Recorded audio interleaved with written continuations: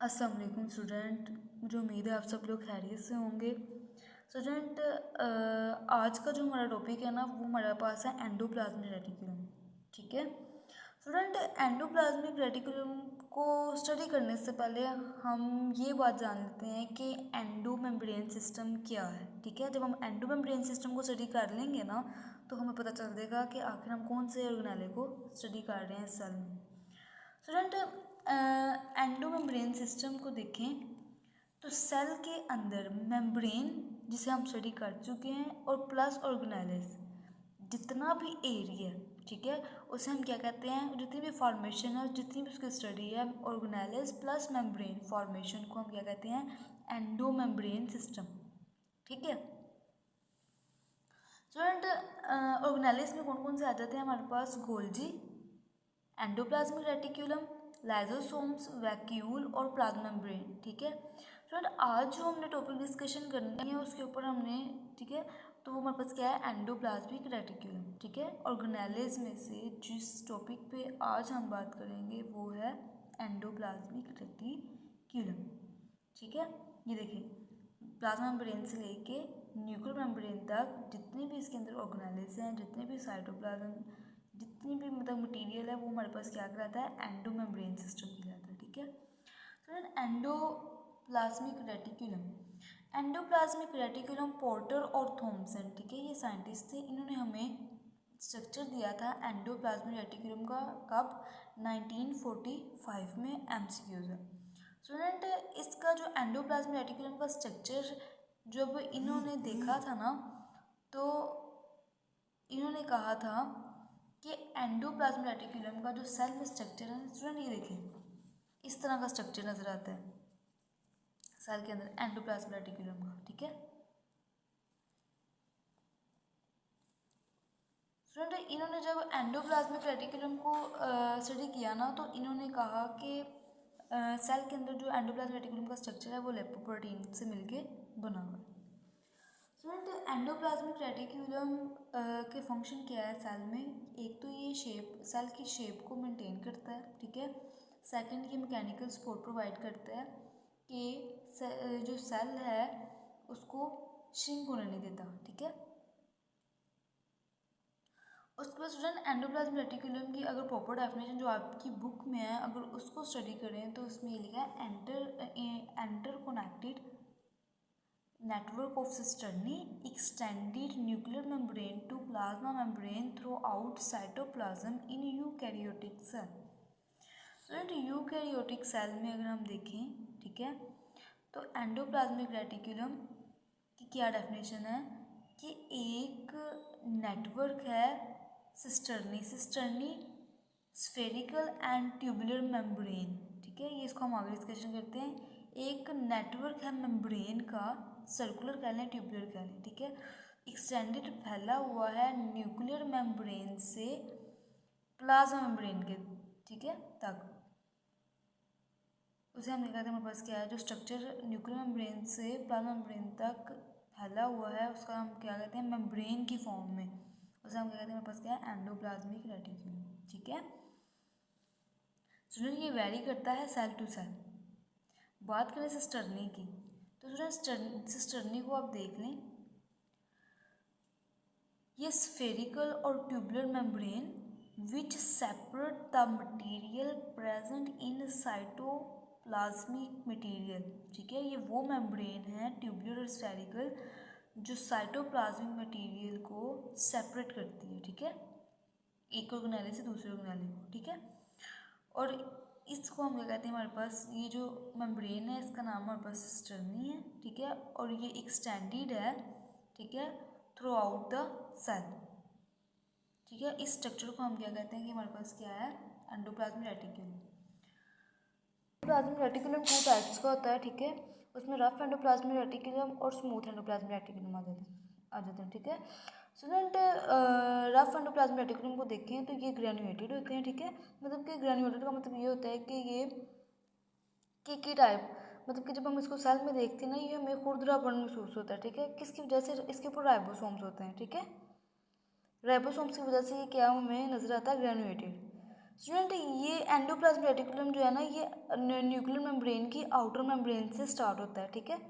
ये cylindrical form में होता है और ये स्टेबल होता है। स्टेबल होने का मतलब है कि अनब्रेकेबल है, ठीक है। स्टूडेंट रफ एंडोप्लाज्मिक रेटिकुलम का जो फंक्शन है ना, वो हमारे पास क्या है, प्रोटीन सिंथेसाइज है, ठीक है।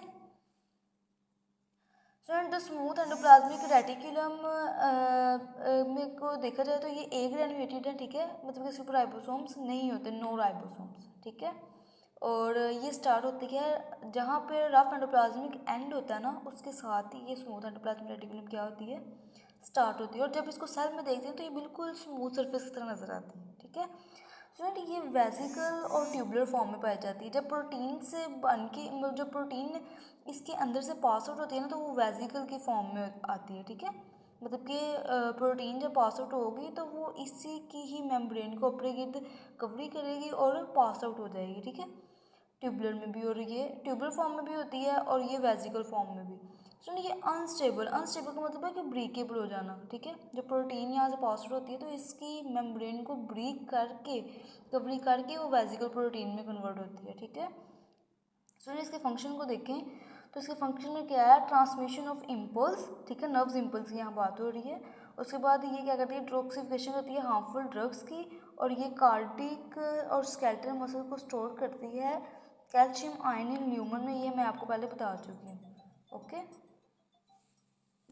स्टूडेंट एक यहाँ पे एक्स्ट्रा इन्फॉर्मेशन है, ठीक है, ये आपके सिलेबस में तो नहीं है लेकिन फिर भी आप इसको समझ लें कि स्केलेटन, ये तो नॉर्मल सेल की हम बात कर रहे हैं ना, नॉर्मल सेल में एंडोप्लाज्मिक रेटिकुलम कैसा होता है, ठीक है। लेकिन अगर हम स्केलेटन और कार्डिक मसल सेल्स में देखें ना, तो स्टूडेंट जो एंडोप्लाज्मिक रेटिकुलम है ना, ठीक है, वहाँ पे इसका जो मॉडिफाई मतलब कि फॉर्म ही है, तो वहाँ पे जो रोल प्ले करता है ना, वहाँ पे सार्कोप्लाज्मिक रेटिकुलम नाम देते हैं इसको, और जो क्या करता है, स्टोरेज करता है कैल्शियम की, ठीक है, कैल्शियम आयन की, दे इन देयर ल्यूमिन। देखें ल्यूमिन ना इसको कहते हैं खाली जगह को, इसके अंदर मसल्स के अंदर, जब आप मसल को पढ़ेंगे ना, स्टडी करेंगे नेक्स्ट चैप्टर्स में, तो आपको क्लियर हो जाएगा। ये यहाँ पे सिर्फ एज ए एग्जाम्पल मैंने यहाँ पे कोट किया, ठीक है। और नेक्स्ट अब हम देखते हैं,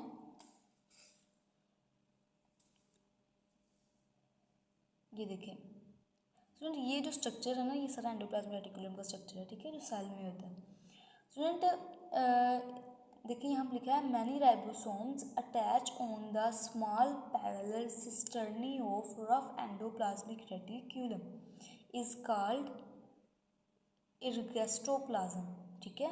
ये भी एक एक्स्ट्रा डेफिनेशन इंफॉर्मेशन के तौर पे है, ठीक है, लेकिन ये जो चीज़ है ना, ये आपके सिलेबस में है। डायग्राम में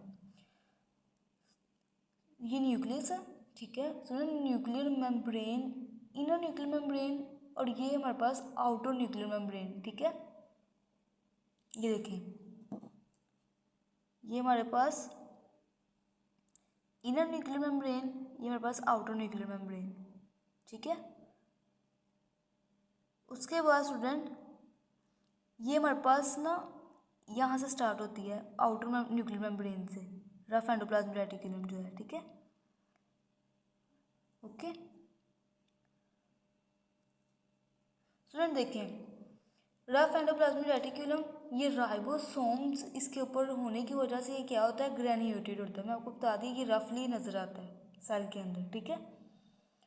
और ये सिलेंड्रिकल फॉर्म है, ये भी मैं आपको बता चुकी हूँ, ये देखिए सिलेंड्रिकल फॉर्म में, ठीक है। इतना पोर्शन जो है ना आउटर मेम्ब्रेन से, ये इस स्टार्टअप कहाँ है रफ एंडोप्लाज्मिक रेटिकुलम का, आउटर न्यूक्लियर मेम्ब्रेन से, यहाँ से लेके यहाँ तक। और स्मूथ का कहाँ से, रफ से ही, रफ एंडोप्लाज्मिक रेटिकुलम से ही स्मूथ एंडोप्लाज्मिक रेटिकुलम का स्टार्टअप हुआ हुआ है, ठीक है, स्टार्ट हुई है। ये स्टेटमेंट को पढ़ लें, many ribosomes attach on the small parallel cisternae of rough endoplasmic reticulum, बहुत से राइबोसोम्स अटैच हैं सिस्टर्नी के ऊपर, देखिए ये सिस्टर्नी के ऊपर अटैच, ठीक है। इसको हम क्या कहते हैं, हमारे पास क्या है, इर्गेस्ट्रोप्लाज्म। तो नर्व सेल में देखिए ना, तो इर्गेस्ट्रोप्लाज्म को वहाँ पे कहते हैं नेंसल ग्रेन्यूल्स या नेंसल बॉडीज, ठीक है, इसी की मॉडिफाइड फॉर्म है, ठीक है। स्टूडेंट इसका फंक्शन आप देख लें कि सेल के अंदर कैसे परफॉर्म करता है, ठीक है। देखिए स्टूडेंट, न्यूक्लियस से जब प्रोटीन बन के आउटर न्यूक्लियर मेम्ब्रेन पे आती है ना, तो वो एंट्रस करती है यहाँ से आउटर मेम्ब्रेन से, ठीक है, प्रोटीन। और फिर ये रफ एंडोप्लाज्मिक रेटिकुलम में सिलेंडर के फॉर्म में, मतलब कि फ़ौरन नहीं पास आउट होती, ऐसे नहीं फ़ौरन पास आउट हो जाती, ये मतलब कि अपनी डायरेक्शन को, मतलब कि अपनी डायरेक्शन के मुताबिक ये पास करती है ऐसे करके, ठीक है। प्रोटीन, क्यों, प्रोटीन आउटर से एंटर होगी और वो रफ एंडोप्लाज्मिक से डायरेक्शन की फॉर्म में निकलेगी, ठीक है, स्पेसिफिक डायरेक्शन। और फिर जब वो आएगी स्मूथ एंडोप्लाज्मिक रेटिकुलम में, तो स्टूडेंट स्मूथ एंडोप्लाज्मिक रेटिकुलम में वो डायरेक्ट ही पास आउट हो जाएगी, ठीक है। और ये हमारे पास जो रफ एंडोप्लाज्मिक रेटिकुलम है, ये हमारे पास क्या है, स्टेबल है, ठीक है, अनब्रेकेबल है। लेकिन जो स्मूथ एंडोप्लाज्मिक रेटिकुलम, ये हमारे पास अनस्टेबल है, ठीक है। तो ये इसलिए अनब्रेकेबल, मतलब कि ये अनस्टेबल होने की वजह से ये ब्रेकेबल है। जब प्रोटीन यहाँ पे आती है, ठीक है, स्मूथ एंडोप्लाज्मिक रेटिकुलम में, तो जब यहाँ से पास आउट होती है तो वो इसकी ही मेम्ब्रेन को अपने अराउंड कवरी करती है प्रोटीन, और वेजिकल की फॉर्म में, वेजिकल प्रोटीन की फॉर्म में पास आउट हो जाती है, ठीक है, आउटसाइड आ जाती है, ठीक है स्टूडेंट। तो ये इसका ये फंक्शन है, ठीक है, ये प्रोटीन को पास आउट करवाती है और वेजिकल की फॉर्म में। फिर आगे ये प्रोटीन जो वेजिकल है, ये गोल्जी एपरेटस में जाएगी, ठीक है। तो ये जो गोल्जी एपरेटस है वो अब आपको नेक्स्ट लेक्चर में मैं आपको बताऊंगी, ठीक है।